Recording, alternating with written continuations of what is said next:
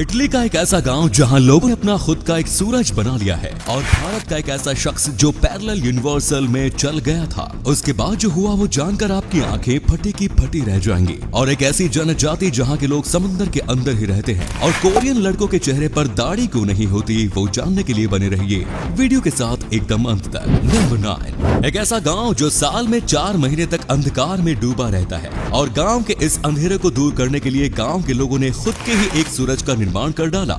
4 महीने तक अंधेरे में डूबे रहने वाला ये गांव इटली के विगानेला शहर के अंट्रोना वैली में स्थित है। चारों ओर से ऊंचे ऊंचे पहाड़ों से घिरे होने की वजह से नवंबर महीने में सर्दी की शुरुआत होते ही यहाँ सूरज की रोशनी आनी बंद हो जाती है, और फिर फरवरी महीने तक ये गांव अंधेरे में डूबा रहता है। गांव के इस अंधेरे को दूर करने के लिए सरकार ने इस गांव में जॉइंट मिरर का निर्माण करवाया है।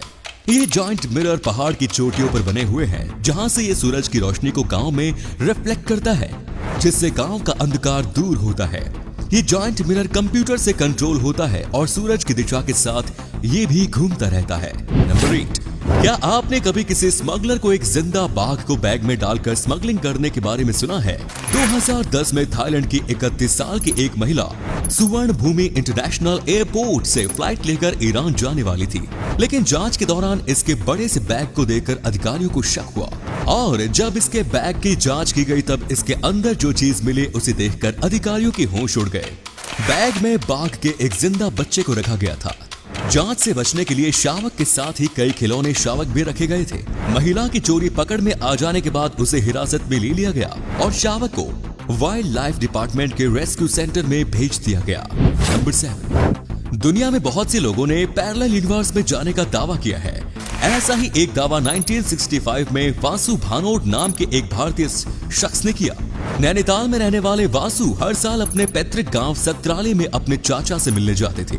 1965 में भी वासु पहाड़ों पर बसे अपने गांव के सफर पर निकल पड़े। रास्ते में आगे बढ़ते रहने के दौरान उन्हें घना कोहरा दिखा, और फिर जैसे ही कोहरा साफ हुआ वासु को अपना गांव दिखने लगा। वासु अपने चाचा के घर गए, लेकिन वासु को यह देखकर हैरानी हुई कि उस घर में रहने वाला शख्स उनका चाचा नहीं है। गांव के किसी भी शख्स ने वासु को नहीं पहचाना। गांव के बूढ़े लोगों ने बताया कि वो जिस शख्स को ढूंढ रहा है वो 20 साल पहले ही परिवार समेत उसकी मौत हो चुकी है। ये सुनकर वासु हैरान रह गए और नैनीताल वापस आकर अपने पिता और पुलिस को इस घटना के बारे में बताया। अगले दिन वासु अपने पिता और पुलिस अधिकारियों के साथ सतराली गाँव में गए, लेकिन इस बार गांव में पहुंचने पर गांव का नजारा बिल्कुल अलग था। वासु के चाचा और उनका परिवार उसी घर में रह रहा था। हैरानी की बात यह थी कि जब चाचा और गांव वालों को पिछले दिन की घटना के बारे में पता चला, तब उन सभी ने एक सुर में इनकार किया कि वासु गांव में आया ही नहीं था, जिसके बाद हर किसी ने वासु को मेंटली डिस्टर्ब माना। लेकिन वासु समेत कुछ लोग ऐसे थे जिनका मानना था कि वो पैरेलल यूनिवर्स में चला गया। नंबर 6, केरल के तिरुवनंतपुरम में स्थित श्री पद्मनाभ स्वामी मंदिर में 6 सीक्रेट वॉल्ट्स मौजूद है। 2011 में सुप्रीम कोर्ट ने मंदिर के सभी 6 वॉल्ट्स खोलने का ऑर्डर जारी किया।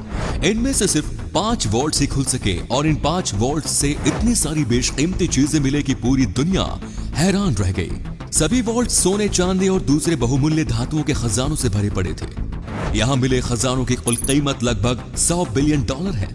इस मंदिर के 6ठे वॉल्ट को तमाम कोशिशों के बावजूद नहीं खोला जा सका।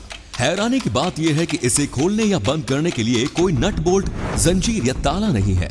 ये दरवाजा कैसे बंद है, ये वैज्ञानिकों के लिए अब तक एक रहस्य है।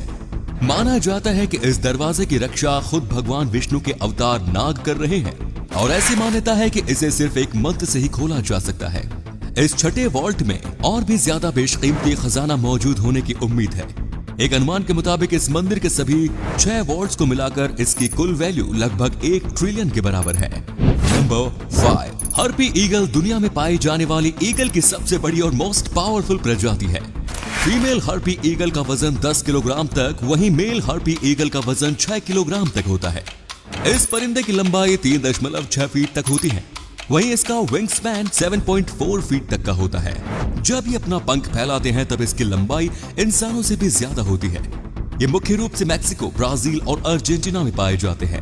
हार्पी ईगल एक खतरनाक शिकारी होते हैं और इनके चंगुल से बच निकलना लगभग असंभव होता है। ये मुख्य रूप से स्लोथ्स और बंदरों का शिकार करते हैं। नंबर 4, फिलीपींस और इंडोनेशिया और मलेशिया में रहने वाले बजाओ जनजाति के लोगों को सी नोमाइड्स या रियल एक्वामैन भी कहा जाता है।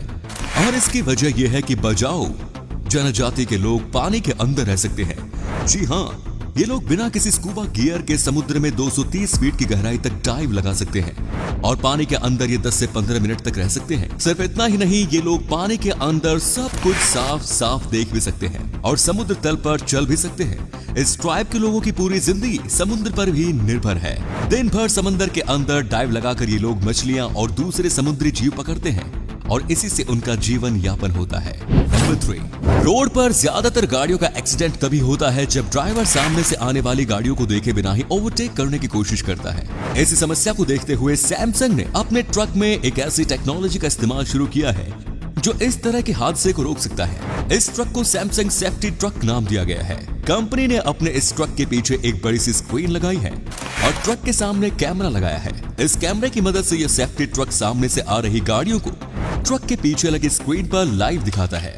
सामने से आ रही गाड़ियों को ट्रक पर लगी स्क्रीन में दिख जाने की वजह से ओवरटेक के दौरान होने वाले एक्सीडेंट की संभावना बिल्कुल खत्म हो सकती है। नंबर 2, फिनलैंड में हर साल 27 जुलाई को नेशनल स्लीपी हेड डे नाम का एक फेस्टिवल सेलिब्रेट किया जाता है।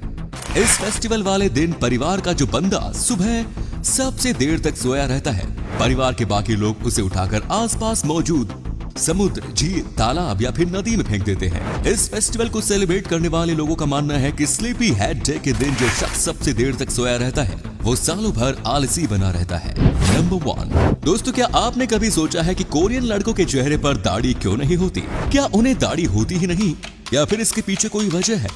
वेल, इसके पीछे दोनों ही कारण हैं। कोरियन लोगों में उम्र बढ़ने की प्रक्रिया काफी स्लो होती है। ऐसे में वहाँ के लड़कों को दाढ़ी काफी लेट से निकलती है और वहाँ के लड़कों की दाढ़ी दुनिया के बाकी मर्दों की तरह घनी नहीं होती। कम घनी दाढ़ी चेहरे पर अच्छी नहीं लगती। इस कारण वहाँ के लड़के हमेशा क्लीन शेव में ही रहते हैं। इसके पीछे की एक और वजह यह है कि कोरिया में बड़ी हुई दाढ़ी को लापरवाही की निशानी और गंदगी माना जाता है। ये भी एक वजह है कि वहाँ के लड़कों की दाढ़ी नहीं होती। आपको जानकर हैरानी होगी कि इस देश के कुछ लड़के लेजर की मदद से अपनी दाढ़ी परमानेंटली रिमूव करवा लेते हैं।